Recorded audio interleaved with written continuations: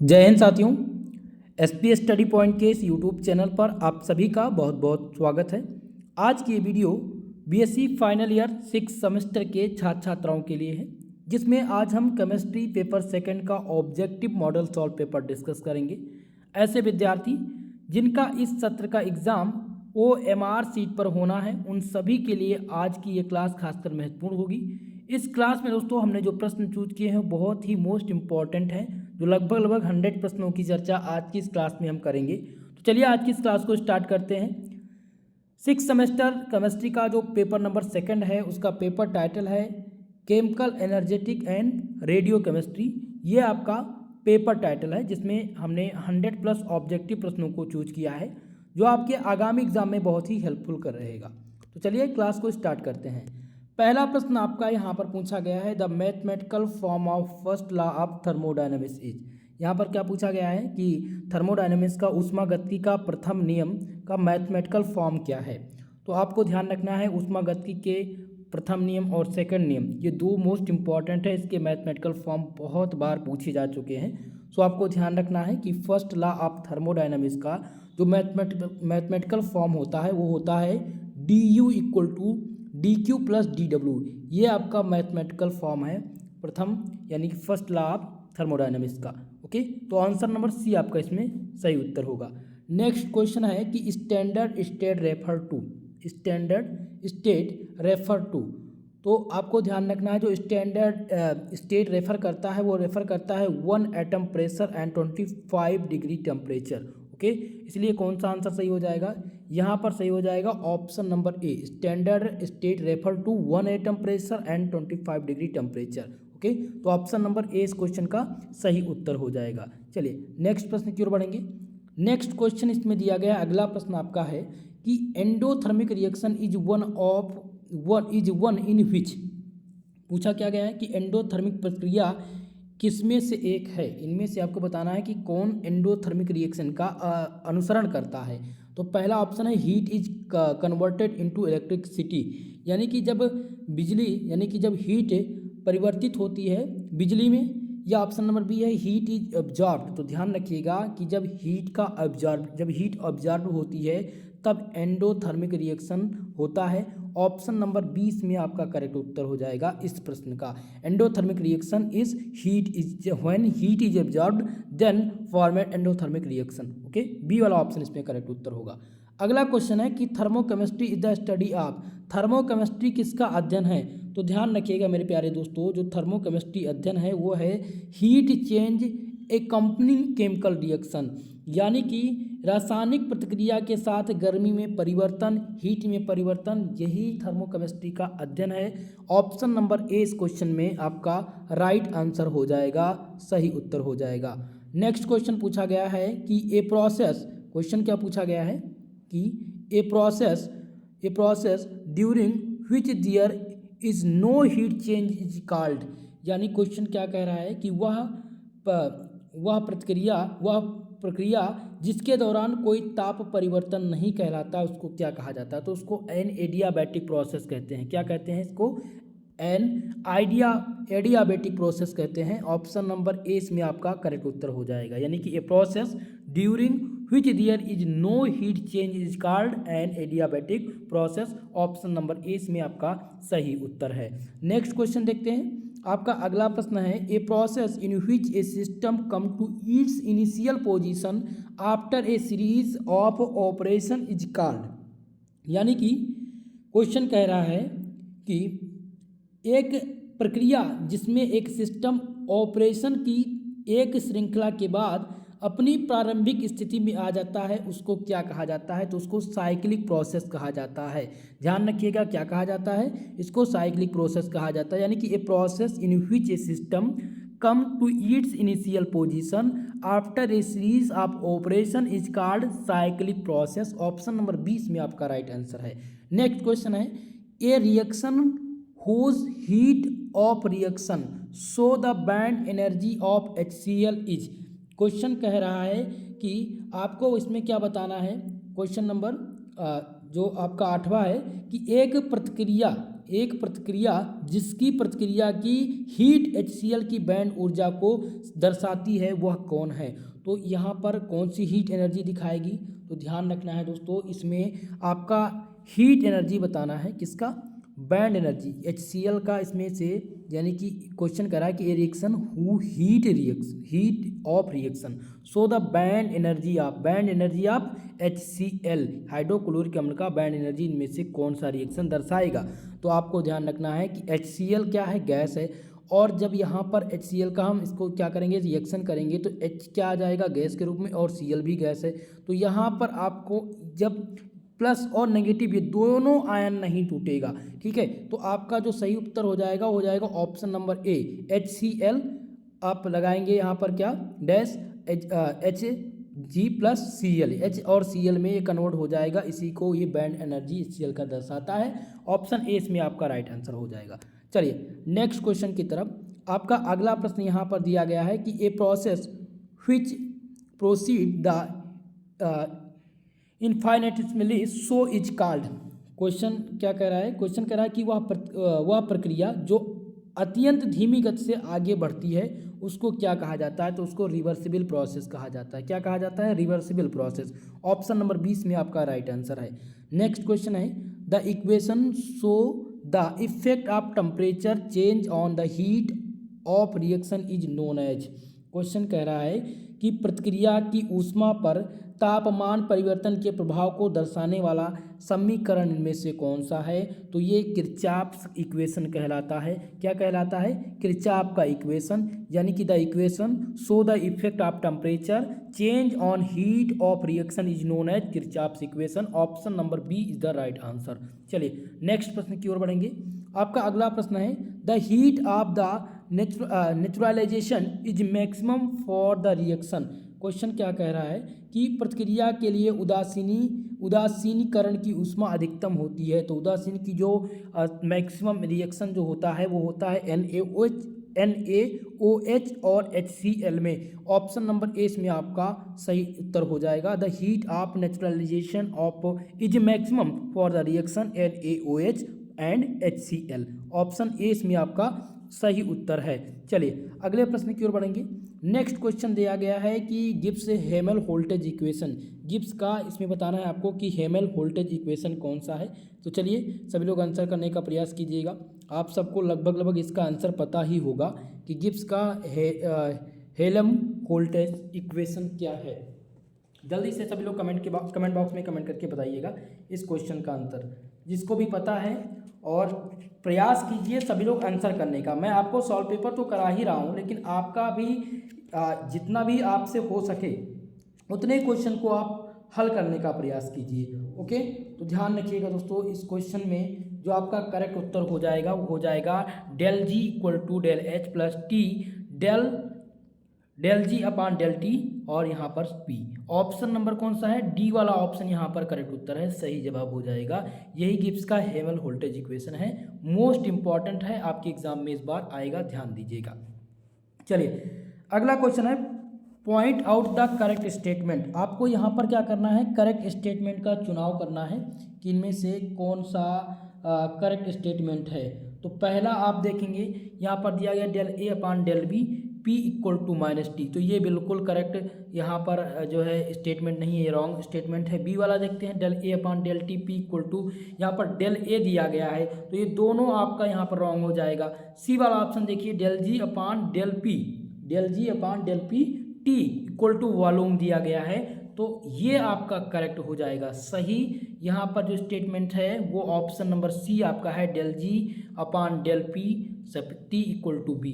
अगर यहीं पर हम डी देखें, पहला ऑप्शन क्या था, रॉन्ग था, दूसरा ऑप्शन आपका रॉन्ग था, तीसरा देखिए ये क्यों गलत होगा, del G upon del T P यहाँ पर माइनस H दिया गया है, ठीक है, ये यहाँ पर रॉन्ग हो जाएगा। अगर माइनस T होता तो ये सही हो सकता था, ठीक है, तो यहाँ पर ध्यान रखिएगा, यही आपका करेक्ट स्टेटमेंट है। चलिए अगले प्रश्न की ओर। नेक्स्ट क्वेश्चन है for a reaction to the spontaneous at all temperature. Question कह रहा है कि किसी प्रतिक्रिया के लिए सभी तापमान का स्वतः स्फूर्त होना क्या कहलाता है। तो आपको इसमें क्वेश्चन में ध्यान रखना है, ये प्रश्न का उत्तर हो जाएगा del G and del H should be negative. क्या होना चाहिए, del G and del H should be negative होना चाहिए, ये आपका राइट आंसर हो जाएगा। For a reaction to be spontaneous at all temperature del G and del H should be negative, option number A is the right answer. चलिए next question है, when a solid melt reactively, question दिया पूछा गया है कि कब एक ठोस विपरीत ढंग से पिघलता है। क्वेश्चन क्या है कि कब एक ठोस जो है वो विपरीत ढंग से पिघलता है। तो आपको इसमें क्या ध्यान रखना है कि जब हाइड्रोजन यानी H डिक्रीज होगा, जब G इंक्रीज होगा, जब E इंक्रीज होगा, जब S इंक्रीज होगा।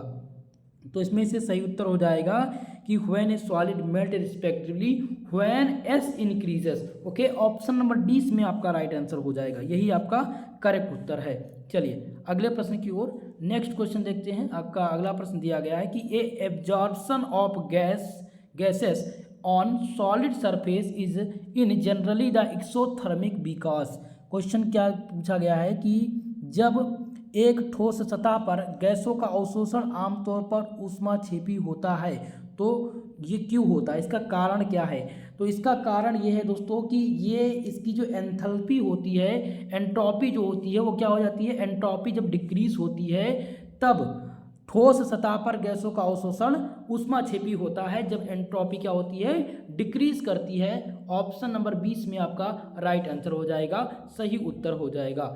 नेक्स्ट क्वेश्चन देखते हैं। आपका अगला प्रश्न यहाँ पर है, during the evaporation of liquid is.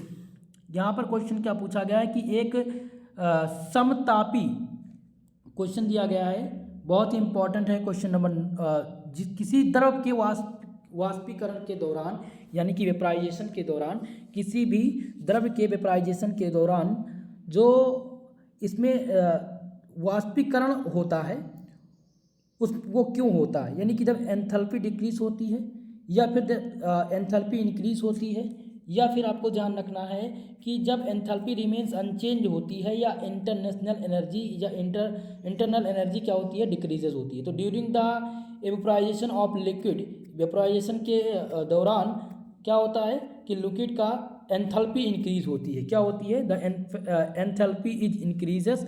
Option number B आपका इसमें करेक्ट उत्तर हो जाएगा। ठीक है, कि क्वेश्चन को समझिएगा, किसी द्रव के वाष्पीकरण के दौरान एंथैल्पी क्या हो जाती है, बढ़ जाती है। During the evaporation of liquid the enthalpy increases, option number B is the right answer. Most important प्रश्न है, कई बार ये रिपीट हो चुका है। ओके, चलिए अगला प्रश्न है, इन an isothermal process the internal energy, यानी कि एक समतापीय प्रक्रिया में आंतरिक ऊर्जा क्या होती है, इंक्रीज करती है या डिक्रीज करती है, रिमेन्स अनचेंज हो जाती है, या फिर first increases and then decreases. तो in an isothermal process the internal energy remains constant, क्या हो जाती है, कांस्टेंट हो जाती है। ऑप्शन नंबर सी में आपका राइट आंसर है। दोस्तों वीडियो पसंद आ रही हो प्लीज़ वीडियो को लाइक शेयर कर दीजिएगा, और जो भी हमारे इस चैनल पर नए हैं चैनल को सब्सक्राइब जरूर कर लीजिएगा। The SI unit of entropy, entropy का एसआई यूनिट पूछा गया है, तो ध्यान रखिएगा जो एंट्रोपी का एसआई यूनिट होता है वो जूल प्रति कूलम होता है। ऑप्शन नंबर ए यहाँ पर आपका करेक्ट उत्तर हो जाएगा, क्या हो जाएगा, option number A, the SI unit of entropy is J यानी जूल प्रति कूलम। ऑप्शन नंबर ए आपका करेक्ट उत्तर हो जाएगा। चलिए अगले प्रश्न की ओर। नेक्स्ट क्वेश्चन यहाँ पर दिया गया है कि the Helmholtz function A is given by. Question क्या दिया गया है कि इसमें हेल्महोल्ट्ज़ जो फंक्शन दिया गया है वो ए किसके द्वारा दिया गया है, ए जो दर्शाया गया है वो किसके द्वारा दर्शाया गया है। तो आपको ध्यान रखना है कि the Helmholtz function A is given by E minus T S. Okay, इस प्रकार से ऑप्शन नंबर बी आपका इसमें राइट आंसर हो जाएगा, सही जवाब हो जाएगा। चलिए नेक्स्ट प्रश्न की ओर। आपका अगला प्रश्न है, if T1 and T2 are lower and higher temperature respectively the efficiency E of Carnot engine is given by. Question क्या कह रहा है कि यदि T1 एंड T2 क्रमशः कम और उच्च तापमान है तो कार्नाट इंजन की जो दक्षता ई है, यानी कार्नाट के इफिशियंसी को ई से दर्शाते हैं, तो कार्नाट इंजन की इफिशियंसी यानी दक्षता ई किस प्रकार दी गई है, तो इसकी जो दक्षता दर्शाई जाएगी वो किस प्रकार से दर्शाई जाएगी, यही आपको बताना है, मोस्ट इम्पॉर्टेंट है। चलिए सभी लोग आंसर कीजिएगा इस क्वेश्चन का, सभी को प्रयास ये कीजिए कि आप सबका आंसर आए, ठीक है। फिलहाल मैं आपको तो बताऊंगा ही कि इस क्वेश्चन का आंसर क्या होगा, तो आपको इसमें ध्यान रखना है दोस्तों, E equal to T2 minus T1 upon T2, okay. यही आपका क्या हो जाएगा, ये कार्नाट जो कार्नाट इंजन है वो किस प्रकार से दिखाया जाएगा, वो E equal to T2 minus T1 upon T2, okay. Option number 20 में आपका राइट आंसर हो जाएगा, सही जवाब हो जाएगा। चलिए अगले प्रश्न की ओर, efficiency of a Carnot engine is, क्या पूछा गया है, इफिशियंसी पूछी गई है कि कार्नाट इंजन की इफिशियंसी क्या होगी, मोर देन 1, लेस देन 1, या 1 या फिर 0। तो efficiency of a Carnot engine is less than 1, क्या होगी, लेस देन 1 होगी। ऑप्शन नंबर बी आपका इसमें सही उत्तर है। नेक्स्ट क्वेश्चन आपका दिया गया है, अगला प्रश्न है, efficiency of a Carnot engine at the absolute zero temperature is. Question कह रहा है कि परम शून्य तापमान पर कार्नाट इंजन की दक्षता पूछी गई थी, तो आपको ध्यान रखना है कि ये 1 से अधिक होगी, क्या होगी, लेस देन 1 होगी, ठीक है, क्या होगी, माफ कीजिएगा, लेस देन 1 होगी, ठीक है। और इफिशियंसी आप एक कार्नाट इंजन की बात करें, यानी कि यदि कार्नाट इंजन की जो एब्सोल्यूट टेम्परेचर है वो क्या होगा, तो मोर देन 1 होगा, ध्यान रखिएगा, क्या होगा, more than absolute temperature. Efficiency of a Carnot engine at absolute zero temperature is more than 1। अगर कार्नाट इंजन की पूछा जाएगा तो लेस देन 1 होगा, ठीक है। दोनों में बहुत ही मेजर डिफरेंस है, और इस बात को अगर आप ध्यान से नहीं देखेंगे तो कंफ्यूज आप हो जाएंगे, इसीलिए आपको इस क्वेश्चन को ध्यान रखना है, BBIP प्रश्न है, मोस्ट इंपॉर्टेंट है। चलिए इतनी चीज़ क्लियर हो गई। चल अगले प्रश्न की ओर बढ़ें। अगला क्वेश्चन दिया गया है, if T1 and T2 the efficiency of Carnot engine will be. अगर T1 and T2 Karnat engine की दक्षता है तो ये क्या होगा, तब इसकी जो इफिशियंसी होगी वो क्या होगी, इंजन बिल भी क्या होगा, मोर देन 1 होगा, या फिर 0 होगा, या फिर 1 से कम होगा। तो इसमें आपको ध्यान रखना है दोस्तों, मोर देन 1 आपका करेक्ट उत्तर हो जाएगा option number A, T1 and T2 the efficiency of Carnot engine will be more than 1, option A is the right answer. चलिए अगले प्रश्न की ओर। नेक्स्ट क्वेश्चन इसमें दिया गया है, जिसमें पूछा गया है, माफ़ कीजिएगा दोस्तों, ये क्वेश्चन थोड़ा सा मुझे सस्पेंस है कि T1 and T2 efficiency of a Carnot engine will be, यहाँ पर 0 होगा, माफ़ कीजिएगा, क्योंकि मोर देन 1 होगा तो फिर अधिक हो जाएगा, कार्नाट इंजन की दक्षता 0 हो जाएगी T1 और T2 के दौरान, ठीक है। तो ऑप्शन नंबर सी इसमें आपका राइट आंसर हो जाएगा। चलिए नेक्स्ट क्वेश्चन देखते हैं। आपका अगला प्रश्न दिया गया है कि इन ए reversible process a substance the absorb dq amount of heat and temperature T, the change in entropy ds will be given by।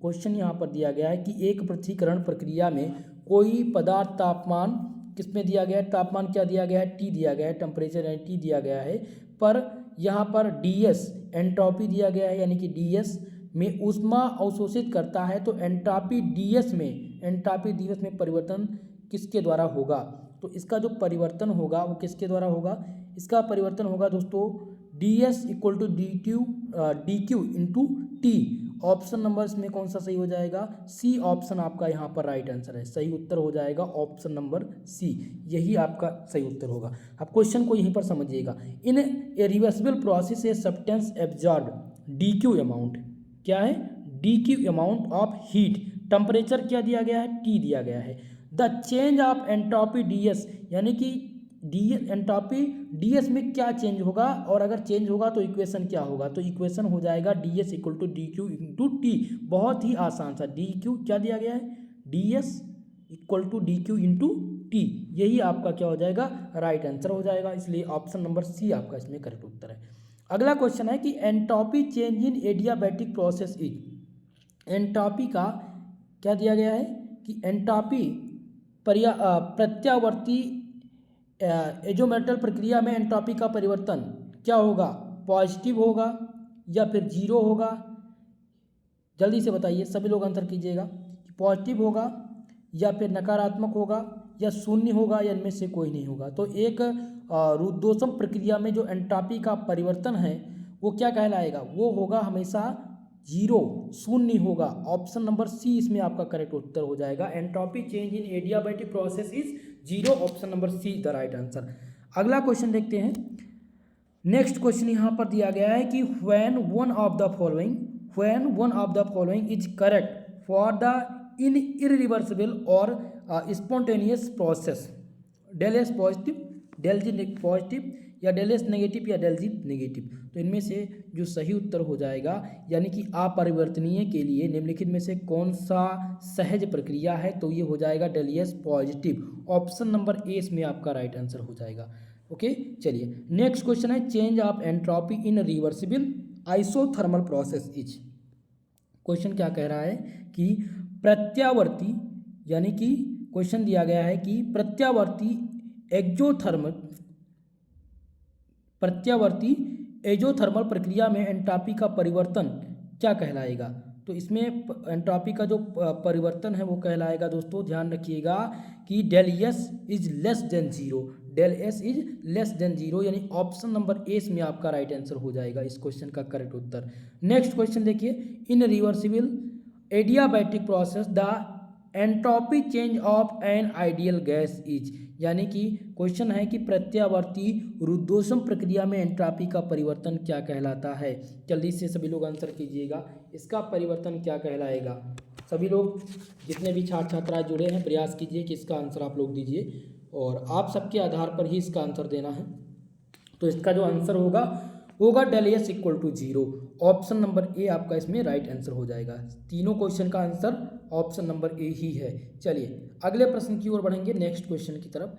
आपका अगला क्वेश्चन दिया गया है कि unit of specific conductivity is, यानी कि आपको स्पेसिफिक कंडक्टिविटी का यूनिट बताना है। तो इसकी यूनिट होती है ohms inverse cm inverse, okay centimetre inverse. Option number A इसमें आपका करेक्ट उत्तर हो जाएगा, यही आपका स्पेसिफिक कंडक्टिविटी का यूनिट है। अगला क्वेश्चन है the solubility of iodine in water increases the presence of the following. Question है कि आयोडीन जल की घुलनशीलता में किसकी उपस्थिति में बढ़ जाती है। तो यहाँ पर है एल्कोहल, दूसरा है पोटेशियम आयोडाइड या क्लोरोफोरिक या फिर पानी और शराब। तो आयोडीन की जल की जो घुलनशीलता है वो दोस्तों पोटेशियम आयोडाइड की प्रेजेंस में यानी उपस्थिति में क्या हो जाती है, बढ़ जाती है। ऑप्शन नंबर 20 में आपका राइट आंसर हो जाएगा। पहले वाले का ए है, दूसरे वाले का ऑप्शन नंबर बी है। चलिए नेक्स्ट क्वेश्चन है the degree of ionization of a compound depend on the following. Question है कि किसी यौगिक के आयनीकरण की डिग्री निम्नलिखित में किस पर निर्भर करती है, साइज ऑफ सॉल्यूट पर या नेचर ऑफ सॉल्यूट या फिर नेचर ऑफ विसल पर या क्वालिटी ऑफ इलेक्ट्रिसिटी प्रोसेस पर। तो ध्यान रखिएगा इसमें ये किस पर निर्भर करती है, ये विलेय की प्रकृति पर, विलेय की प्रकृति पर यानी कि नेचर ऑफ सॉल्यूट पर निर्भर करती है। The degree of ionization of a compound depend on the following nature of solute. Option number 20 में आपका राइट आंसर है। नेक्स्ट क्वेश्चन दिया गया है कि प्रिसिपिटेट द फॉर्मेट व्हेन, यानी कि अवक्षेप कब बनता है। तो ध्यान रखिएगा दोस्तों, जब आयनिक उत्पाद घुलनशीलता उत्पाद में कम हो जाता है तब क्या बनता है, विलेय का यानी कि अवक्षेप बनता है। ओके ऑप्शन नंबर कौन सा सही हो जाएगा इसमें, ऑप्शन नंबर आपका बी सही है। Ionic product is the less than solubility product when precipitate is formed. Option number 20 में आपका राइट आंसर है। चलिए अगले प्रश्न की ओर बढ़ेंगे। नेक्स्ट क्वेश्चन यहाँ पर दिया गया है कि PCL dissociation to give PCl3 and Cl2 the atmospheric it will dissociate 40% at the pressure. क्वेश्चन कह रहा है कि PCl वातावरण में PCl3 और Cl2 देने के लिए अलग हो जाता है और यह दबाव 40% अलग हो जाता है। इसका कारण क्या है, 1.2 एटमॉस्फेयर या 1.8 एटमॉस्फेयर या 2.00 एटमॉस्फेयर या फिर 1.25 एटमॉस्फेयर।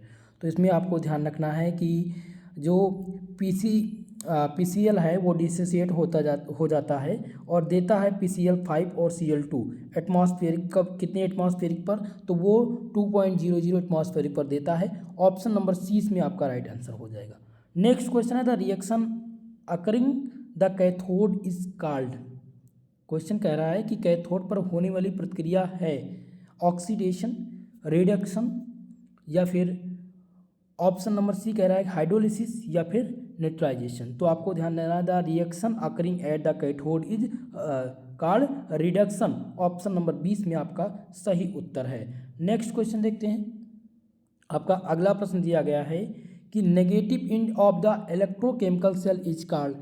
इलेक्ट्रोकेमिकल सेल का जो नेगेटिव एंड है वो क्या कहलाता है, एनोड कहलाता है या फिर कैथोड कहलाता है या फिर इलेक्ट्रोड कहलाता है। तो आपको ध्यान रखना है कि the negative end of electrochemical cell is called anode.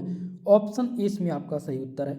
Next question है, अगला प्रश्न है the cell in which anode is positive and cathode is negative is known as chemical cell, electrolytic cell, galvanic cell या dry cell.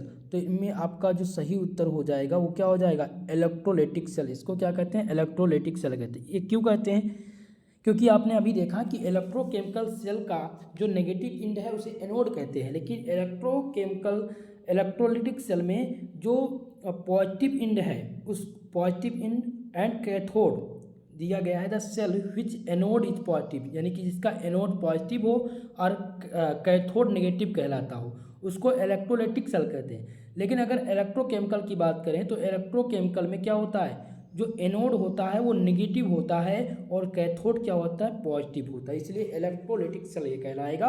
Option 20 में आपका right answer होगा। चलिए अगले प्रश्न की ओर। नेक्स्ट क्वेश्चन है कि standard free energy change of a reaction del G not is calculated by the reaction. चलिए उत्तर कीजिएगा कि किसी प्रत्याक्रिया या प्रतिक्रिया जिसका क्या दिया गया है, प्रतिक्रिया का यहाँ पर मान, प्रतिक्रिया क्या दिया गया है, प्रतिक्रिया है डेल जी नॉट, ठीक है, के मानक ऊर्जा मुक्त ऊर्जा परिवर्तन की गणना संबंध किसके द्वारा की जाती है। तो इसकी जो गणना की जाती है वो del G not equal to minus N F not के द्वारा की जाती है। ऑप्शन नंबर 20 में आपका राइट आंसर हो जाएगा, सही उत्तर हो जाएगा ऑप्शन नंबर बी। अगला क्वेश्चन है for A spontaneous reaction the value of standard reduction potential should be. एक सहज प्रतिक्रिया के लिए मानक न्यूनीकरण क्षमता का मान क्या होना चाहिए, पॉजिटिव होना चाहिए, नेगेटिव होना चाहिए या जीरो होना चाहिए। तो आपको ध्यान रखना है कि एक सहज प्रतिक्रिया के लिए मानक न्यूनीकरण क्षमता जो का मान होता है वो पॉजिटिव होता है, ऑलवेज क्या होता है, पॉजिटिव होता है। ऑप्शन नंबर ए में आपका सही उत्तर हो जाएगा। चलिए नेक्स्ट प्रश्न की ओर बढ़ेंगे। आपका अगला प्रश्न है a reaction proceed from the left to right when, यानी एक प्रतिक्रिया बाएं से दाएं की ओर चलती है जब E nought is less than zero होता है, तब ये प्रक्रिया क्या होती है कि बाएं से दाएं ओर चलती है। ऑप्शन नंबर बी आपका इसमें राइट आंसर हो जाएगा। नेक्स्ट क्वेश्चन है a reaction process from right to left when, यानी कि एक प्रतिक्रिया जो दाएं से बाईं ओर चलती है वो कब चलती है। तो आपको दोनों क्वेश्चन इसीलिए दिया गया है यहाँ पर कि जब दाहिने से यानी लेफ्ट टू राइट की ओर जब चलेगी तो E nought is less than zero होगा, ठीक है, माफ कीजिएगा, E nought is greater than zero होगा। और जब राइट टू लेफ्ट होगा तो E nought is less than zero होगा। ओके, तो इसमें कौन सा उत्तर सही हो जाएगा, इसमें आपका ऑप्शन नंबर सी हो जाएगा, E nought is less than zero. Okay, option C is the right answer. चलिए आगे बढ़ेंगे नेक्स्ट प्रश्न की ओर। चलिए नेक्स्ट क्वेश्चन है for an alkaline solution pH solution be greater than. Question यहाँ पर दिया गया है कि निम्नलिखित में से कौन सा क्षारीय घोल के लिए, माफ कीजिएगा, क्षारीय घोल के लिए पीएच से अधिक होना चाहिए। क्या दिया गया है, for an alkaline solution pH should be greater than. तो एक क्षारीय घोल के लिए पीएच किससे अधिक होना चाहिए, तो आपको इसमें बताना है यहाँ पर दिया है 7, लगभग 7 से अधिक होना चाहिए। ऑप्शन नंबर डी आपका इसमें राइट आंसर होगा। नेक्स्ट क्वेश्चन है कि which one of the following salt is not hydrolysis. दिया गया कि निम्नलिखित में से कौन सा नमक जल अपघटित नहीं होता है। तो NaCl की बात करें अगर, तो NaCl यहाँ पर नमक जल अपघटित, तो NaCl ही आपका सही उत्तर होगा। ये हाइड्रोलिसिस नहीं होता है। बाकी बात करें इसका जल अपघटन नहीं होता है। NH4Cl की बात करें तो ये होता है। ठीक है, ऑप्शन नंबर, माफ कीजिएगा, क्वेश्चन यहाँ पर दिया गया था कि which one of the following salt is not hydrolysed. Hydrolysed नहीं होता, तो NaCl नहीं होता है, बाकी ये सभी हाइड्रोलाइज होते हैं। Okay, so option A is the right answer. चलिए नेक्स्ट क्वेश्चन देखते हैं। अगला क्वेश्चन दिया गया है कि hydrolysis constant KH for the salt of weak acid and weak base is given by. Most important question है कि कमजोर एसिड और कमजोर क्षार के लवण के लिए हाइड्रोलिसिस स्थिरांक के किसके द्वारा दिया गया है। तो इसमें आपको ध्यान रखना है, ये हो जाएगा KH equal to KW upon KA into KB। Option number D इसमें आपका राइट आंसर हो जाएगा। ठीक है मेरे प्यारे दोस्तों, चलिए इतनी चीज क्लियर है। अगला प्रश्न देखते हैं। नेक्स्ट क्वेश्चन है कि electrode potential does not depend upon. Electrode क्षमता इस पर निर्भर नहीं करती है। तो पहला ऑप्शन दिया गया है कि कंसंट्रेशन ऑफ सॉल्यूशन पर, या फिर नेचर ऑफ इलेक्ट्रोड पर, या टेम्परेचर पर। चलिए जल्दी से सभी लोग इसका आंसर करने का प्रयास कीजिएगा मेरे प्यारे दोस्तों। मोस्ट इंपॉर्टेंट क्वेश्चन है कि इलेक्ट्रोड पोटेंशियल किस पर निर्भर नहीं करता है। तो ध्यान रखिएगा, जो इलेक्ट्रोड पोटेंशियल है दोस्तों, वो ना तो कंसंट्रेशन ऑफ सॉल्यूशन पर डिपेंड करता है, ना ही नेचर ऑफ इलेक्ट्रोड पर डिपेंड करता है, और ना ही टेम्परेचर पर। इसलिए इसमें करेक्ट उत्तर क्या हो जाएगा, ऑप्शन नंबर डी हो जाएगा, ऑल ऑफ दीज। ठीक है, ये किसी पर निर्भर नहीं करता इनमें से। चलिए नेक्स्ट क्वेश्चन है, which of the following does not depend upon the temperature. इनमें से पूछा गया निम्नलिखित में से कौन सा तापमान पर निर्भर नहीं करता है। तो मोलरिटी दिया गया है, दूसरा दिया गया है मोलरिटी और फॉर्मेलिटी या नॉर्मलिटी। तो इसमें से आपको ध्यान रखना है कि मोलरिटी और मोलरिटी ये अलग अलग शब्द हैं, ध्यान दीजिएगा। तो इसमें से ऑप्शन बी आपका करेक्ट उत्तर हो जाएगा।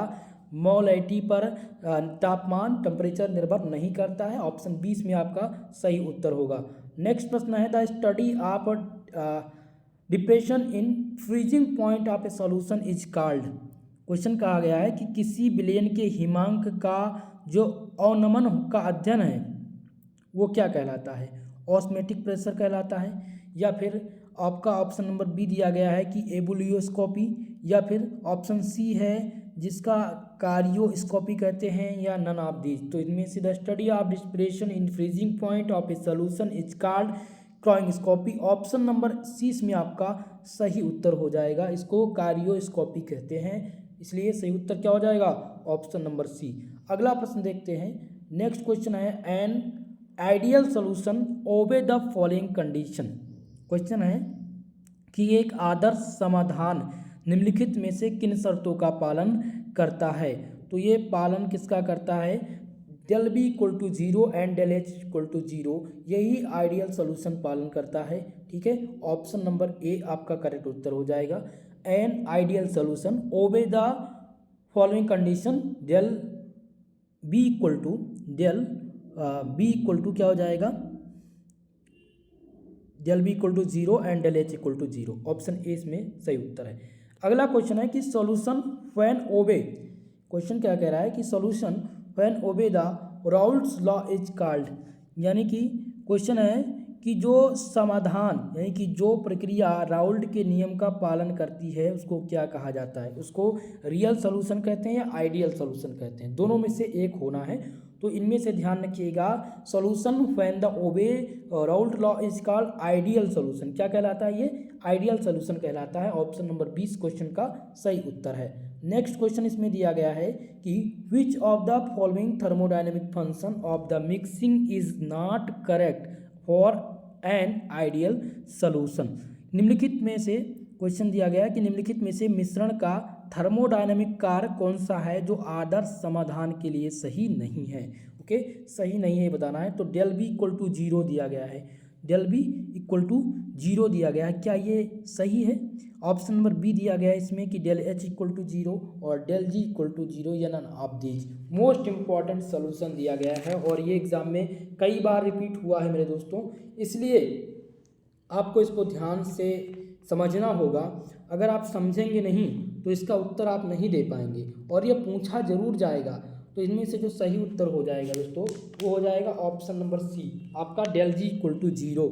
यही आपका सही नहीं है। बाकी डेल बी इक्वल टू 0 और डेल एच इक्वल टू 0 ये थर्मोडायनेमिक फंक्शन के मिक्सिंग का करेक्ट आइडियल सोल्यूशन है, लेकिन डेल जी इक्वल टू 0 ये आइडियल सोल्यूशन नहीं है।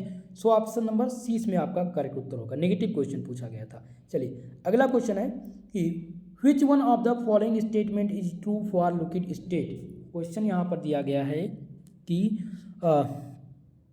आपको बताना है, मोस्ट इम्पॉर्टेंट क्वेश्चन है कि इनमें से कौन सा स्टेटमेंट लिक्विड स्टेट के लिए ट्रू नहीं है, कौन सा ट्रू नहीं है। पहला दिया गया कि डिफाइनाइट जियोमेट्री, जो लिक्विड स्टेट होते हैं उनके पास डिफाइनाइट जियोमेट्री होती है, कांस्टेंट वॉल्यूम होता है या मैक्सिमम कंप्रेसिबिलिटी होती है, नो सरफेस टेंशन होता है।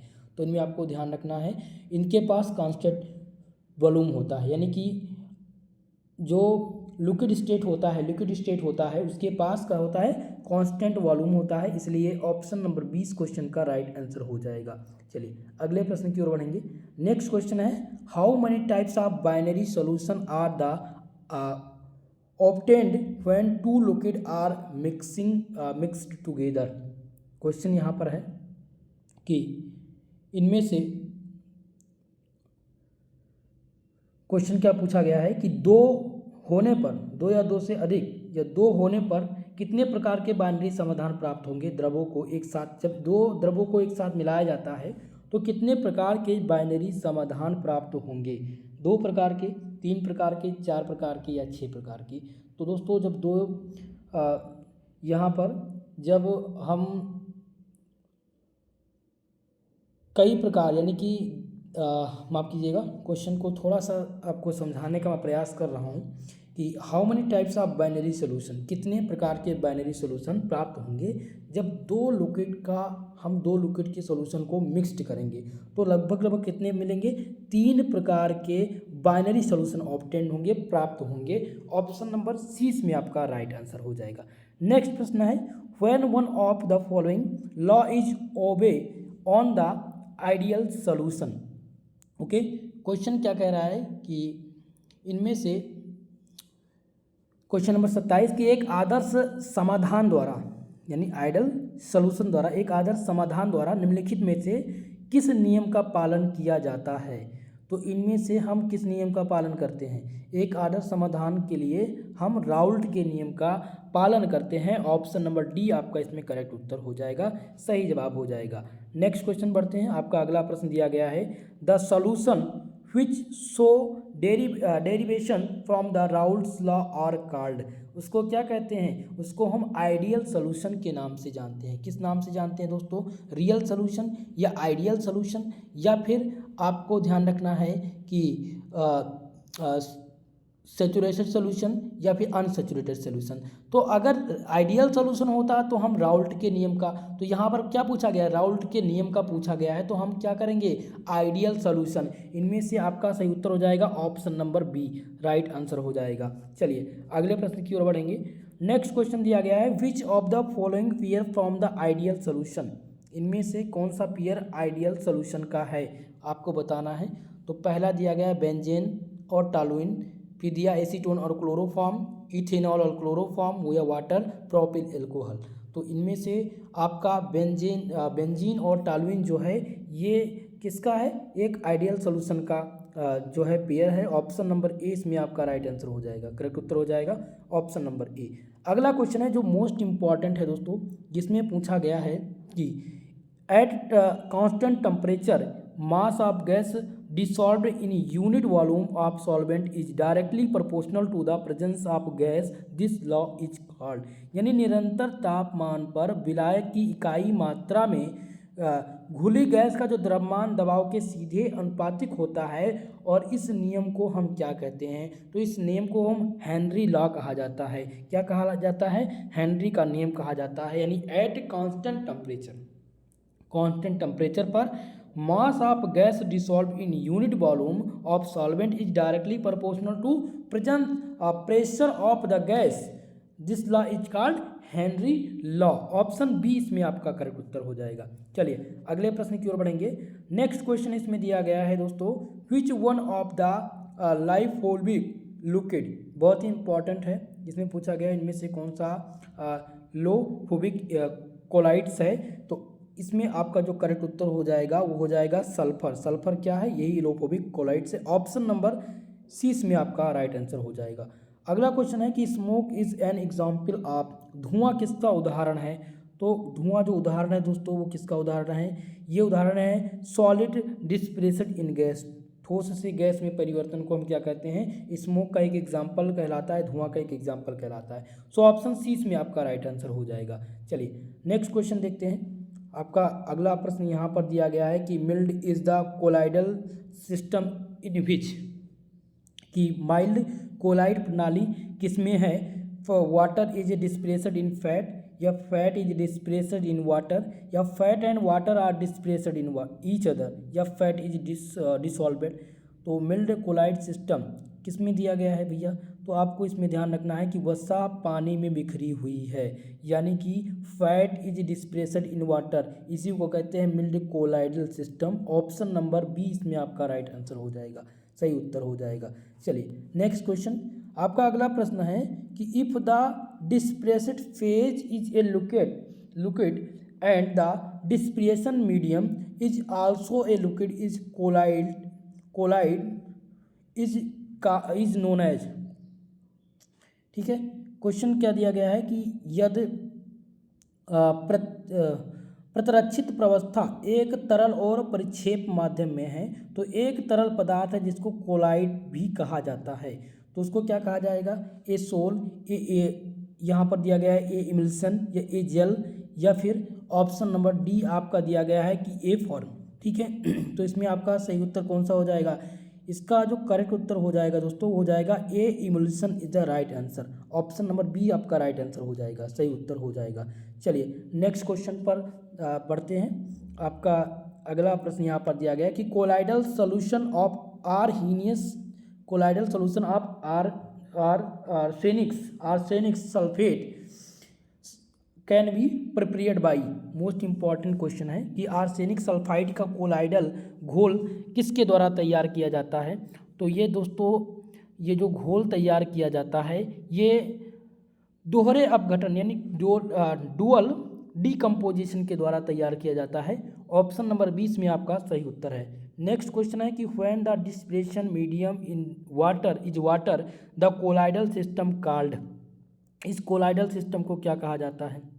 ध्यान रखिएगा कि जब परिक्षेप माध्यम जल हो तो कोलाइडल तंत्र क्या कहलाता है? इसको हम एक्वा सोल कहते हैं। क्या कहते हैं इसको? एक्वा सोल कहते हैं। ऑप्शन नंबर डी इसमें आपका सही उत्तर है। नेक्स्ट क्वेश्चन है कि colloidal solution of silver is prepared by, यानी कि क्वेश्चन कह रहा है कि जब हम माफ कीजिएगा, चांदी का कोलाइडल घोल किस प्रकार से तैयार किया जाता है? चांदी का कोलाइडल घोल तैयार किया जाता है तो ध्यान रखिएगा ब्रेकिंग विधि के द्वारा, ब्रेकिंग्स मेथड के द्वारा किसका तैयार किया जाता है? चांदी का सॉल्यूशन तैयार किया जाता है। ऑप्शन नंबर सी इसमें आपका करेक्ट उत्तर हो जाएगा, सही जवाब हो जाएगा। चलिए मेरे प्यारे दोस्तों नेक्स्ट क्वेश्चन की तरफ। आपका अगला प्रश्न है कि difference between the colloids and the crystalloids is of. Question क्या दिया गया है कि कोलाइड्स और क्रिस्टलाइड्स के बीच में अंतर क्या है? तो ऑप्शन दिया गया है कि पार्टिकल कंपोजिशन का अंतर है, या पार्टिकल साइज का अंतर है, या कंसंट्रेशन का, या फिर आयनिक कैरेक्टर का। तो difference between colloid and crystalloid is the इसमें पार्टिकल साइज का अंतर होता है। किसका? कण के आकार का अंतर होता है, इसलिए ऑप्शन नंबर 20 में आपका सही उत्तर होगा। अगला प्रश्न है कि which one of the following is not a colloidal solution, इनमें से कौन सा एक कोलाइडल सोल्यूशन नहीं है। क्वेश्चन क्या पूछा गया है कि इनमें से कौन सा कोलाइडल सोल्यूशन नहीं है। तो आपको ध्यान रखना है वायु, एयर क्या है, ये कोलाइडल सोल्यूशन नहीं है। बाकी ब्लड, इंक और स्मोक ये सभी कोलाइडल सोल्यूशन के अंतर्गत आते हैं। ऑप्शन सी इसमें राइट आंसर है। अगला क्वेश्चन है कि लाइफोबिक कोलाइड्स आर, इसमें बताना है कि लियोफोबिक माफ कीजिएगा, लियोफोबिक कोलाइड्स इसमें कौन से हैं। तो पहला दिया गया रिवर्सिबल कोलाइड्स, इरिवर्सिबल कोलाइड्स, या फिर प्रोटेक्टिव कोलाइड्स, या फिर गम प्रोटीन्स। तो ध्यान दीजिएगा कि लियोफोबिक जो कोलाइड्स हैं उनको कहा जाता है इरिवर्सिबल कोलाइड्स। ऑप्शन नंबर 20 में आपका सही उत्तर हो जाएगा, करेक्ट उत्तर हो जाएगा। चलिए अगला क्वेश्चन है कि मिल्क इज ए कोलाइड इन विच, यानी कि दूध एक कोलाइड है जिसमें क्या होता है, a liquid is dispersed in liquid, या a solid is dispersed in liquid, या gas is dispersed in liquid, या some sugar is dispersed in water. तो इसमें से कौन सा उत्तर सही होगा, जल्दी से सभी लोग आंसर कीजिएगा। सभी लोग को इसका आंसर करना है कि दूध एक कोलाइड है जिसमें क्या होता है, एक तरल में फैला हुआ होता है, या एक ठोस तरल में फैला होता है, या एक गैस तरल में फैली होती है, या कुछ चीनी पानी में फैली होती है। मोस्ट इम्पॉर्टेंट है, जल्दी से इसका आंसर करने का प्रयास कीजिएगा। तो दोस्तों ये liquid is dispersed in liquid are called milk colloids. Okay, option A इसमें आपका सही उत्तर हो जाएगा, सही जवाब हो जाएगा ऑप्शन नंबर ए। चलिए नेक्स्ट प्रश्न की ओर बढ़ेंगे। आपका अगला प्रश्न है कि colloid solution are not the purified by, यानी कि कोलाइड विलयन किसके द्वारा अशुद्ध होते हैं। कोलाइड विलयन किसके द्वारा शुद्ध नहीं होते हैं, ये क्वेश्चन पूछा गया है। तो यहाँ पर पहला ऑप्शन दिया गया कि डायलिसिस, ऑप्शन बी दिया गया है इलेक्ट्रोडायलिसिस, या फिर इलेक्ट्रोफोरेसिस, या फिर अल्ट्रिफिकेशन। तो इनमें से सही उत्तर क्या हो जाएगा, ऑप्शन नंबर सी हो जाएगा, इलेक्ट्रोफोरेसिस के द्वारा कोलाइड विलयन शुद्ध नहीं होते हैं। बाकी डायलिसिस किया जाता है कोलाइड विलयन का, या इलेक्ट्रोलिसिस किया जाता है, अल्ट्रिफिकेशन, इलेक्ट्रोफोरेसिस नहीं किया जाता है। ऑप्शन नंबर सी इसमें आपका राइट आंसर है, सही जवाब है। नेक्स्ट क्वेश्चन है out of the following which reaction give colloidal solution, इनमें से निम्नलिखित में से कौन सी प्रतिक्रिया कोलाइडल घोल देती है। तो पहला यहाँ पर देखिए Cu + HgCl2, तो ये हो जाएगा CuCl2 और Hg, तो ये बिल्कुल कोलाइडल सोल्यूशन नहीं देती है। ऑप्शन नंबर बी बात करें तो 2HNO3 + 2H2S, तो यहाँ पर क्या हो गया 3S, इसको 3S को अलग कर लिए हैं, फिर इन्होंने दिया कि 4H2O + 2NO, तो ये क्या देता है, यही क्या देता है, कोलाइडल सोल्यूशन देता है। ऑप्शन नंबर 20 में आपका राइट आंसर हो जाएगा, सही जवाब हो जाएगा। चलिए नेक्स्ट प्रश्न पे बढ़ते हैं। आपका अगला प्रश्न है which one is a colloids, इनमें से आपको बताना है इनमें से कौन सा एक कोलाइड्स है। चलिए जल्दी से बताइए, सोडियम क्लोराइड, यूरिया, गन्ना, या फिर रक्त। तो इनमें से जो ब्लड है, ब्लड एक प्रकार का कोलाइडल सोल्यूशन है। ऑप्शन नंबर डी आपका इसमें राइट आंसर हो जाएगा। नेक्स्ट क्वेश्चन है water lover colloids is known as, यानी कि जल प्रिय कोलाइड्स को क्या कहा जाता है। तो जल प्रिय कोलाइड्स को हाइड्रोफोबिक कहा जाता है, हाइड्रोफिलिक कहा जाता है। ऑप्शन नंबर ए आपका इसमें सही उत्तर हो जाएगा, हाइड्रोफिलिक। ओके चलिए नेक्स्ट क्वेश्चन देखते हैं, सभी लोग आंसर करते रहिएगा भाई। अगला प्रश्न है कि butter is colloids format from, जो बटर होता है, ठीक है, बटर मनी मक्खन कोलाइड कब बनता है, जब फैट डिस्प्रेस्ड इन वाटर, जब फैट जो होता है वो पानी में, वसा पानी में बिखरी हुई होती है, या फिर fat globules are the dispersed in water, यानी कि वसा ग्लोबियस पानी में बिखरा होता है, या पानी वसा का परिक्षेपण in water is dispersed in fat. तो इसमें से सही उत्तर हो जाएगा water is the colloid formed when water is dispersed in fat. Option number C में आपका करेक्ट उत्तर हो जाएगा, सही जवाब हो जाएगा। नेक्स्ट प्रश्न है fog is an example of colloidal system of, कोहरा कोलाइडल प्रणाली का एक उदाहरण है जो कि लिक्विड से गैस होता है, या गैस से लिक्विड होता है, या gas gas is in a liquid या सॉलिड इन लिक्विड। तो fog is an example of colloidal system of liquid of A gas. Option A इसमें आपका सही उत्तर हो जाएगा।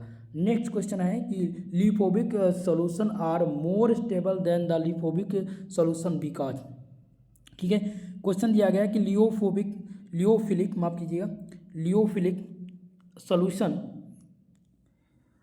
या लियोफोबिक साल की तुलना में सॉल्यूशन की तुलना में अधिक स्थिर होते हैं। लियोफोबिक जो सॉल्यूशन होते हैं वो लियोफोबिक सॉल्यूशन की तुलना में अधिक स्थिर होते हैं। इसका कारण क्या है? इसका कारण है मेरे प्यारे दोस्तों कोलाइडल कण का घुलनशील होना, यानी the colloidal particle is separated. Option number C इसमें आपका राइट आंसर हो जाएगा। करेक्ट उत्तर क्या हो जाएगा? Option number C. ओके, चलिए नेक्स्ट क्वेश्चन देखते हैं। आपका अगला प्रश्न है which form a colloidal solution in water. क्या पूछा गया है कि इनमें से कौन सा जल में कोलाइडी विलयन है? साइट्रिक एसिड, फ्रक्टोज या फिर ऑप्शन नंबर सी दिया गया है कि वेरियम नाइट्रेट या NaCl। तो इनमें से सही उत्तर कौन सा हो जाएगा? जल्दी से सभी लोग आंसर कीजिएगा। तो citric acid colloidal solution water में साइट्रिक एसिड आपका करेक्ट उत्तर हो जाएगा। ऑप्शन नंबर ए आपका इसमें सही जवाब है। नेक्स्ट प्रश्न है कि waste is an example of. Question क्या पूछा गया है? क्वेश्चन पूछा गया है कि धुंध कोलाइडी प्रणाली का एक उदाहरण है।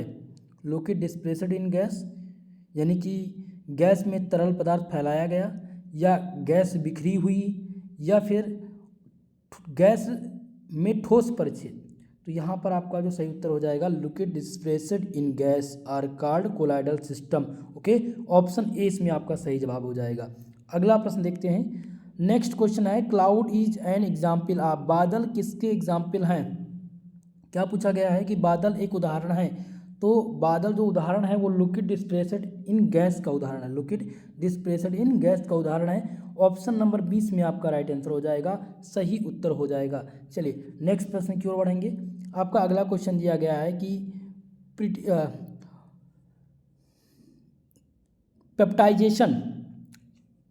पेप्टाइजेशन डॉन्स, यानी दिया गया है कि पेप्टाइजेशन दर्शाता है, पेप्टाइजेशन डिनोटेट्स।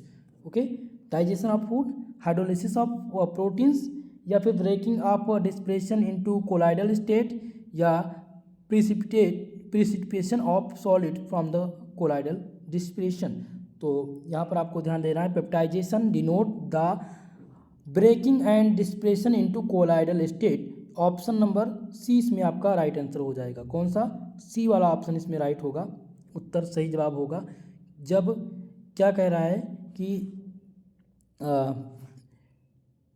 कोलाइडल अवस्था में टूटना और फैलाव, इसी को हम क्या कहते हैं? इसी को कहते हैं पेप्टाइजेशन। पेप्टाइजेशन जो डिनोट करता है वो डिनोट करता है कोलाइडल अवस्था में टूटना और फैलाव, इसलिए सी ऑप्शन आपका उत्तर सही हो जाएगा। नेक्स्ट क्वेश्चन है which of the following will have the highest conjugating powder for AS2S3 collides.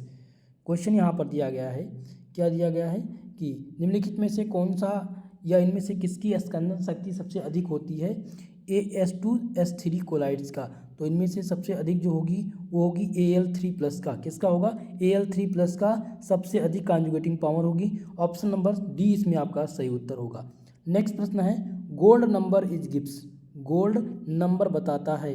तो इनमें से बहुत ही इंपॉर्टेंट क्वेश्चन है कि गोल्ड नंबर क्या दर्शाता है? The amount of gold present in colloid, या फिर the amount of gold required to break the colloids, या amount of gold required to protect the colloids, या फिर ऑप्शन नंबर डी दिया गया नन ऑफ दीज। चलिए जल्दी से उत्तर कीजिएगा इस क्वेश्चन का, सभी लोग के द्वारा इसका आंसर आपको देना है। तो ध्यान रखना है दोस्तों, इनमें से हो जाएगा none of these. Gold number इनमें से किसी को नहीं दर्शाता है मेरे हिसाब से। हो सकता है ये क्वेश्चन थोड़ा सा मुझे सस्पेंस है, एक बार आप लोग चेक कर लीजिएगा।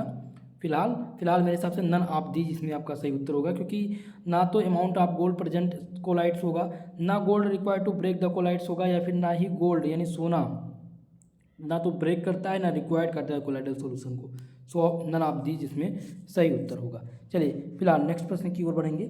आपका अगला प्रश्न इसमें है कि कौन सा कोलाइड्स है फिलहाल हम कोलाइड्स के बारे में आगे बात करेंगे। तो आज की इस क्लास का समापन हम यहीं पर करना चाहेंगे और नेक्स्ट क्लास में हम 100+ ऑब्जेक्टिव प्रश्नों के साथ प्रयास ये करेंगे हिंदी और इंग्लिश दोनों लैंग्वेज में क्लास हो, ताकि आप सबको समझने में और आसानी रहे। क्योंकि काफ़ी बच्चे कमेंट कर रहे थे कि सर क्लास हिंदी और इंग्लिश दोनों में लाइए। अब आप सबकी क्लास की टाइमिंग चेंज हो चुकी है। 6 सेमेस्टर के ऑब्जेक्टिव क्लास के लिए आप सभी को डेली 3 बजे क्लास ज्वाइन करना होगा। 3 बजे क्लास आपकी होगी और अगर किसी को टाइम में दिक्कत है तो मैं रात को 9 बजे क्लास कर दूंगा। ओके, तो सभी लोग कमेंट करके ज़रूर बताइएगा कि क्लास का टाइमिंग क्या रखा जाए। फिलहाल इस क्लास से आप लोग सहमत हैं तो कमेंट बॉक्स में कमेंट करके बताइएगा। और आपका पेपर नंबर फर्स्ट जो है ऑर्गेनिक सिंथेसिस बी के ऑब्जेक्टिव प्रश्नों को लेकर के कल की क्लास में उपस्थित होंगे, क्योंकि दोनों का पहले मॉडल पेपर करा दिया जाए, फिर आपके प्रैक्टिस सेट की क्लास लगाई जाएगी। तो दोस्तों इस क्लास का PDF अगर चाहते हैं तो टेलीग्राम चैनल पर जाइएगा या डिस्क्रिप्शन बॉक्स में लिंक दिया गया है PDF का, वहीं से आपको PDF मिल जाएंगे। ओके, तो आज के लिए बस इतना ही, मिलते हैं नेक्स्ट वीडियो में। तब तक के लिए जय हिंद, जय भारत।